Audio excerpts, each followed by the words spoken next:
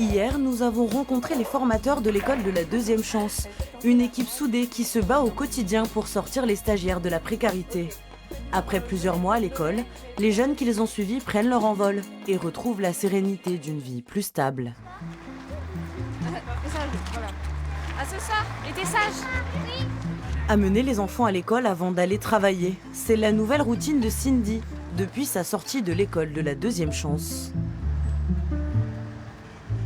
Après plusieurs stages dans un supermarché, elle y a décroché un CDD long. Elle qui a 24 ans n'avait jamais travaillé.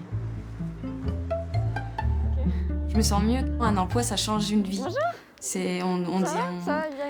On dit trouver un emploi. Certes, c'est pas facile, mais une fois qu'on l'a, en fait, ça change la vie.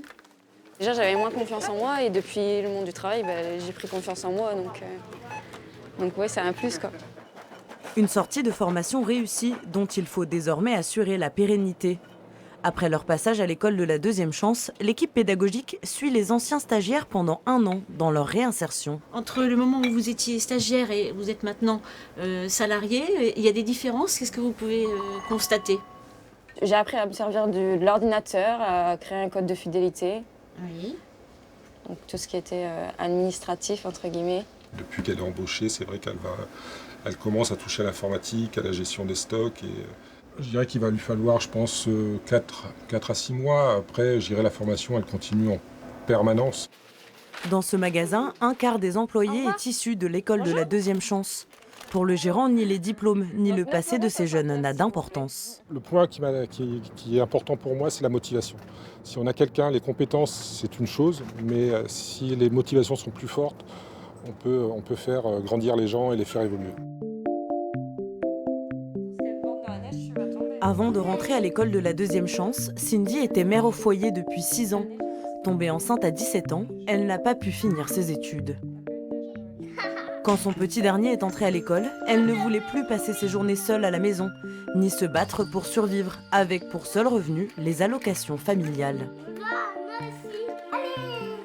T'as caché le Playmobil? Oh là là. J'ai entendu le Playmobil. On pourra plus sortir? Non, Non. jamais. Rien que l'argent. Déjà, l'argent, ça change. Du coup, on peut plus faire de sorties, plus offrir des trucs aux enfants. Donc ça change une vie. Au fil du temps, Cindy a même réappris à chérir la femme, cachée depuis trop longtemps derrière la jeune maman. Elle les faisait toujours passer avant moi, donc ça a toujours été eux. Donc même si j'avais pas beaucoup d'argent, il fallait que s'il leur fallait une paire de chaussures, je leur achetais. Donc après, moi j'essayais de gérer de mon côté, et puis voilà. Avant mes enfants, je me maquillais. Et après, pendant que j'ai eu mes enfants, dans 6 ans, je me maquillais plus, je prenais plus soin de moi et tout. Maintenant que je travaille, je reprends soin de moi. Donc ça fait du bien aussi, rien que ça. En France, depuis 15 ans, plus de 50 000 jeunes ont retrouvé le chemin de l'emploi grâce à l'école de la deuxième chance. En Picardie, il n'en existe que 2 pour le moment, à Amiens et Abbeville. 3 autres devraient ouvrir à Beauvais, Creil et Laon. Des projets qui relèvent presque de l'urgence dans une région où le décrochage scolaire est nettement plus élevé que dans le reste du pays.